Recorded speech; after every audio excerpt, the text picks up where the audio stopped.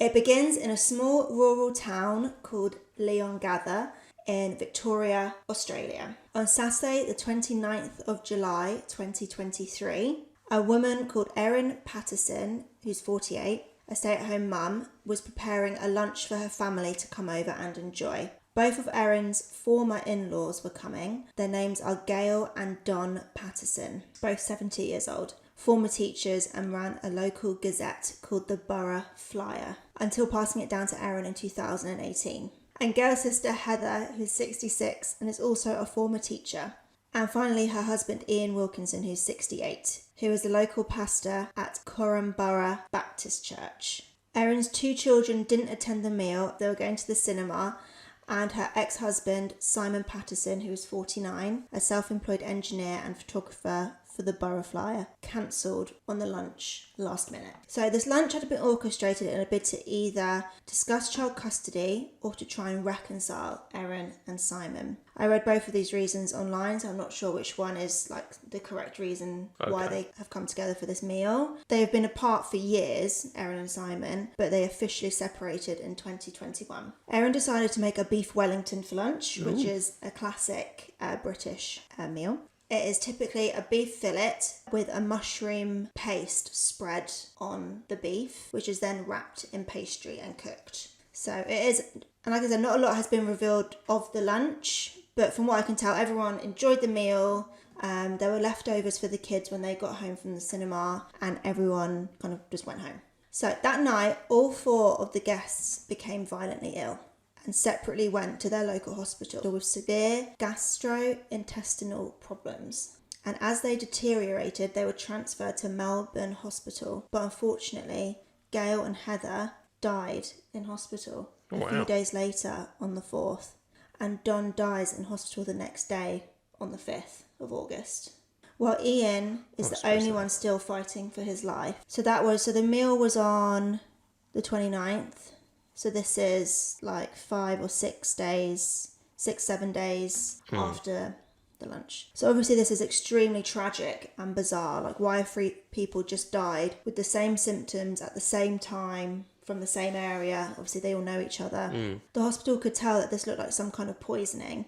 The symptoms included abdominal pain, nausea, vomiting and diarrhea, but quickly led to their liver and kidneys shutting down completely, plus with jaundice and delirium, all within a few days of them arriving in hospital, which ultimately led to their painful deaths. The doctors think it can only be one thing that poisoned them: death cap mushrooms. They had to contact the police and the health department so they could start an investigation and get a toxicology report done as soon as possible on these poor victims, as the poison can leave the body very quickly once the victim has died. I read within 48 hours. Oh, wow. Whether that is accurate or not, I'm not sure. So quick action was needed to get some samples from the victims. But what are death cap mushrooms? They are actually responsible for about 90% of mushroom-related deaths globally. This is because they can be easily mistaken for edible mushrooms, that if you're not a keen fungi forager, you might easily get confused and get yourself into some serious trouble. They aren't poisonous to touch, but it only takes about half of one mushroom to be eaten in order for it to kill a grown adult person. And there is no cure after being ingested. Even if the mushroom is cooked, there is still a high chance you could die from eating it.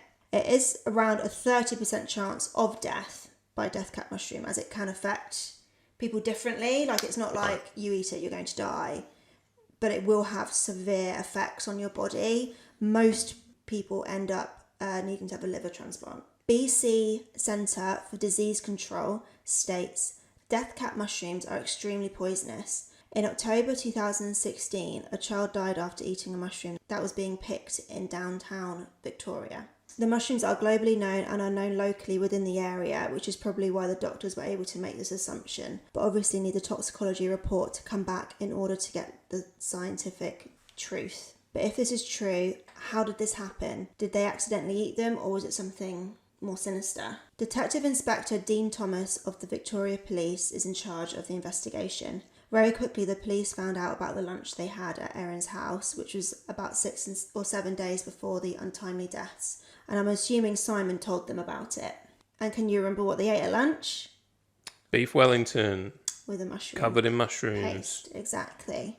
With this information, Erin Patterson became their number one person of interest. And on the 5th of August, the police executed a search warrant and headed to Erin's house to seize some items from her home, whilst hopefully there is still some evidence there that might be useful. Luckily, she had some leftover lunch that the police were able to take away for testing, so they managed to get some of the beef Wellington. In an interview with the police, she apparently gave a no-comment interview initially, after being advised not to say anything.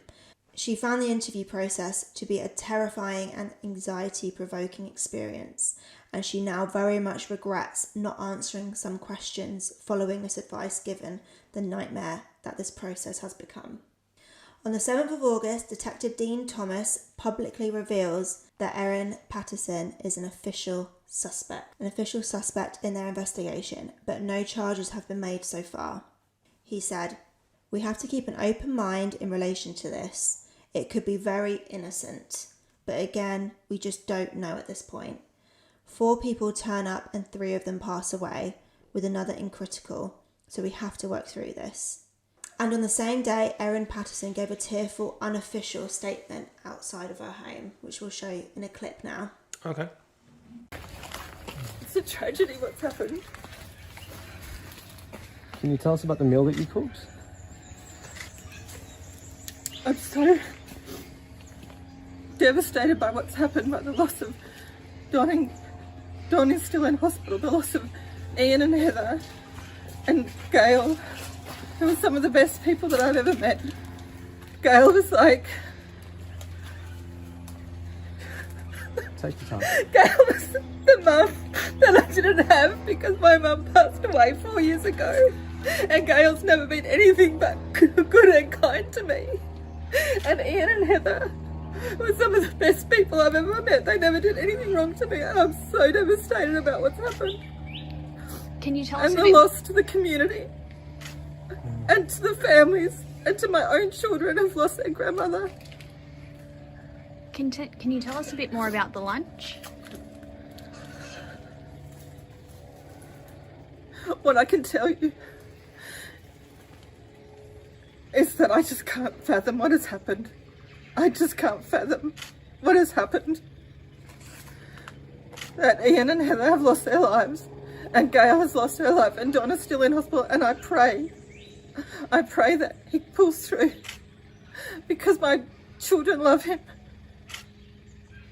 And you must be pretty shaken up by this as well. I'm devastated. I love them. And I can't believe that this has happened, and I'm so sorry that they have lost their lives. How are you I kids? just can't believe it. Just can't believe it. Can you tell us where the mushrooms came from?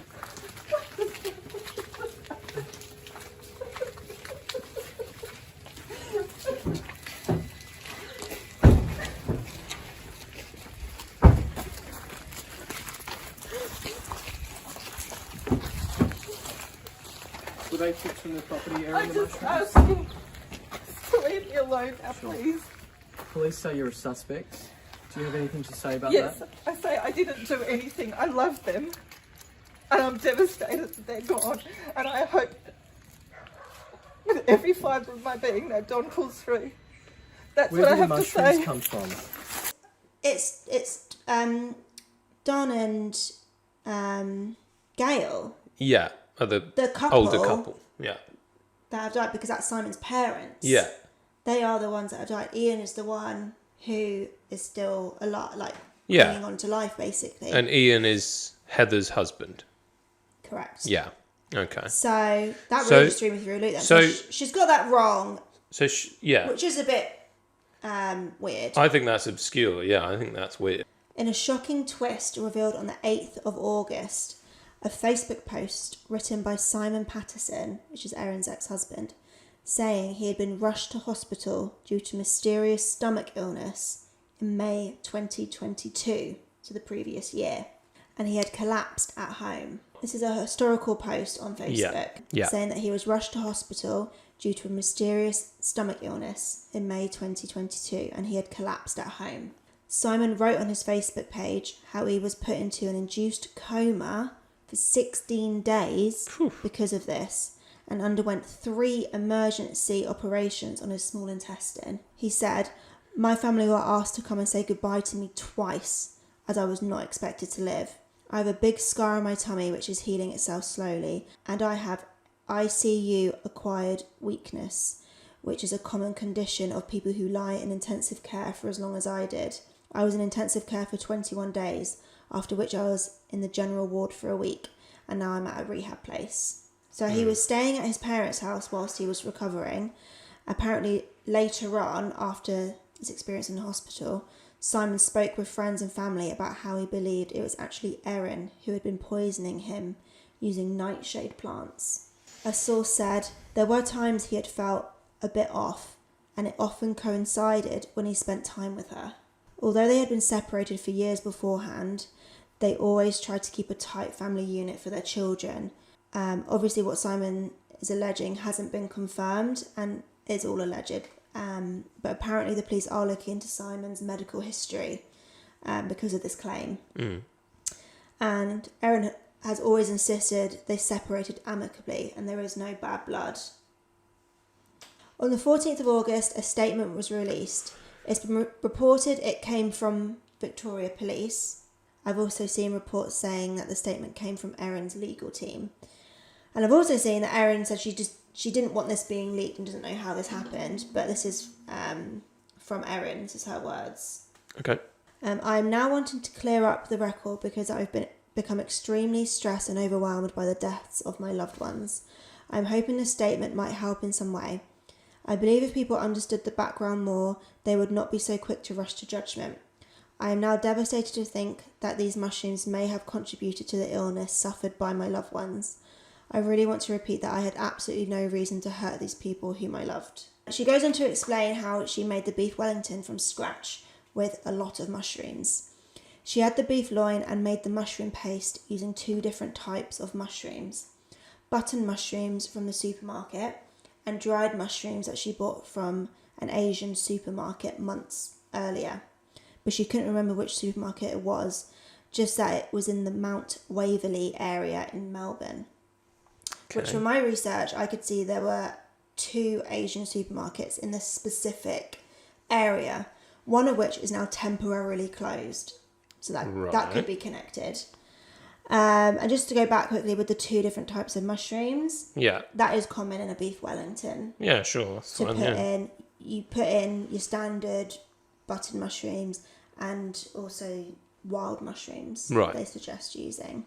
Anyway, she dished up the meal and let the guests choose their own plates. So she put it all on there, all on the plates, and then they all picked their own plate.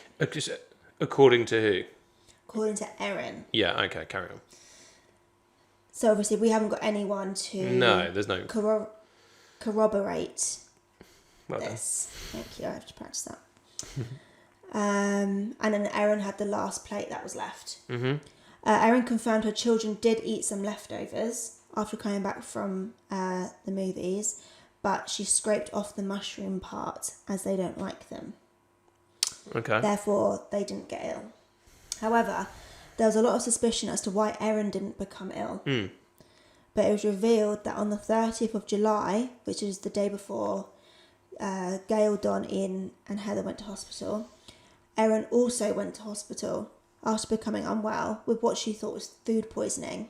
She was picked up by an ambulance and taken to a local hospital in Leongatha to then be transferred on the 31st to Monash Medical Centre in Melbourne, where she was put on a saline drip and given medicine that protects the liver until the symptoms subsided, which they did. Okay.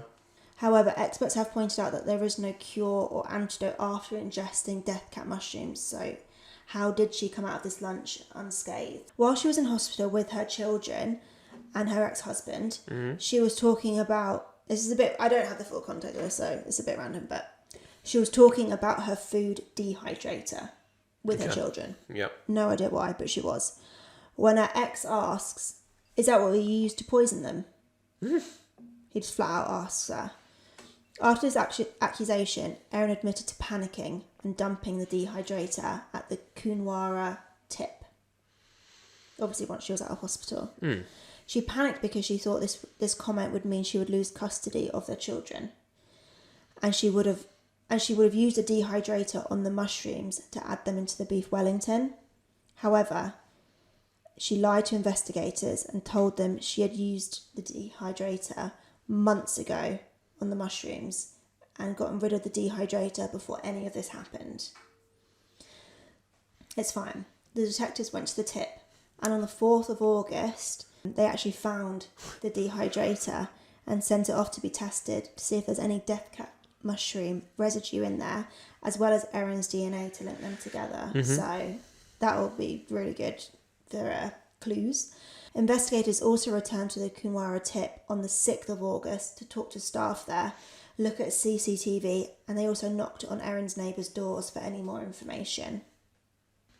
Something that experts flagged up is the fact Erin has said she used mushrooms from an Asian supermarket, and it is suspected that these could have been the death cap mushrooms used in the beef Wellington. Australian Mushroom Growers Association said there is no way poisonous mushrooms could be grown in commercial farms. They said this fungus, death caps, only grows in the wild. Commercial mushrooms are grown indoors in environmentally controlled rooms with strict hygiene protocols and food safety standards. The only mushrooms you can be sure are safe are fresh, Australian-grown mushrooms bought from a trusted retailer. Chief botanist at the Botanic Gardens, Professor Brett Summerall, said shops and supermarkets would absolutely not be selling poisonous mushrooms. He said, "In my experience, I've never actually heard of that. It's unusual. Most people are selling mushrooms either through the supermarket or shops are getting them from accredited producers, and the likelihood of a poisonous mushroom coming through from the source is very unlikely." Professor Summerall also mentioned the use of a dehydrator on mushrooms, saying it was common practice for mushrooms to be dehydrated to preserve the fungi and help it last throughout the year. So if the mushrooms used were in fact death cap mushrooms, did Erin really get them from an Asian supermarket that she can't recall the name of, or did she get them some other way? It's been revealed that, according to a friend of Erin's, obviously a friend of Erin's I'm using very loosely because we don't know, but apparently Erin is an experienced fungi forager, and she was known for picking wild mushrooms around the Victoria area, and the whole family would go out every year when the mushrooms are in season and pick them together. She is very good at foraging and identifying mushrooms, according to a friend. Erin also has multiple books at home all about mushrooms and foraging them. She apparently even has books about delicious but deadly fungi. Now, apparently this is pretty common in this area to do, and many other people are also foragers. Yes, like I said, pretty common thing to do in the area, many other people do it. Yet, because of this accident, it puts into question, if she knows so much about mushrooms, could she really accidentally poison her family with a food type she knows a lot about? Probably not. Yeah. Or if she bought mushrooms from a shop, would she not recognise that they were in fact the deadly death cap mushroom? It just makes it a little suspicious if she did in fact use death cap mushrooms in the beef Wellington. Another point that has been circling the newspapers is about something they have called the death wall. Basically, in a previous home where Erin lived with her family and Simon, but they have since left it, a decorator was called in to paint over a mural that was left on the wall before the new owners came in. It was in fact the decorator who took the photo and initially referred to it as the death wall. He then sold it to the press. But all it really was some scribbly drawings from her children when they were left unattended for a period of time. Do you want me to show you it, just so you can get a... Yeah. That's it from a distance.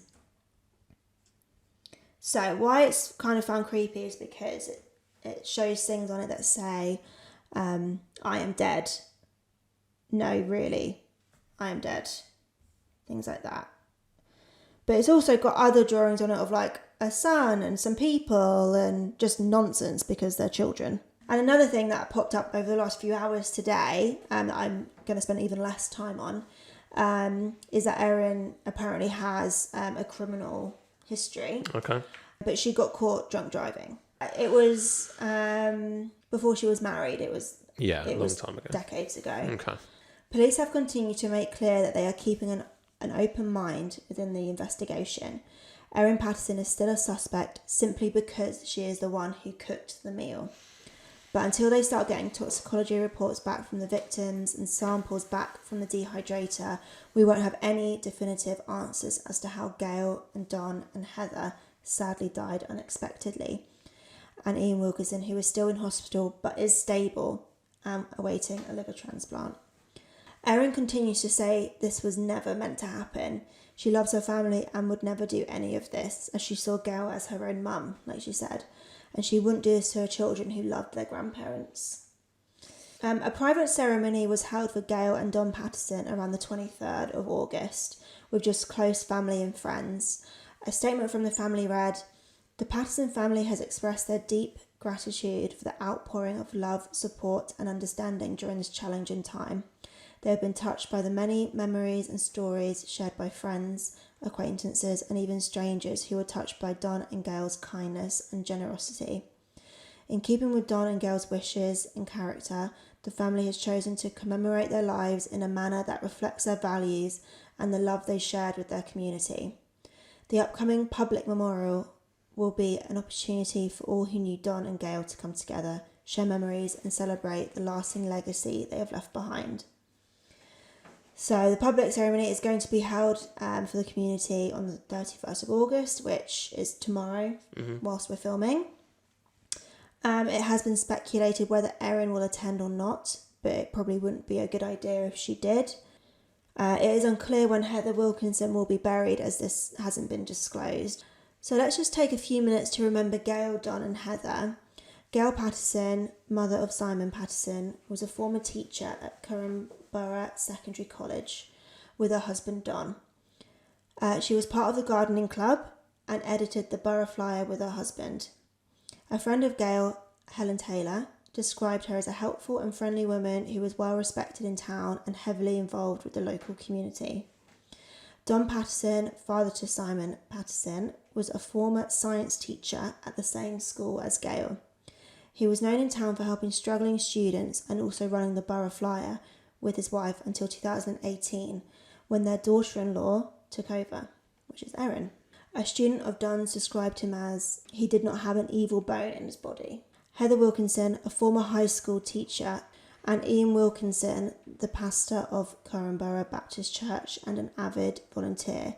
He helped build the playground at the church, did maintenance at an aged care home in Borough, and mowed neighbours' lawns. Parishioners have been praying daily at the local Baptist church where the victims were heavily involved. The local mayor reiterated this by saying, "I'm hearing from people regularly about their shock and disbelief and how they're coming to terms with such loss. People so well connected, loved and respected in the local community have been struck down and died so suddenly." That's kind of it for all the information I have on the case. Like always, we'll keep you updated. So yeah, subscribe, like, comment, and we'll see you soon. Bye.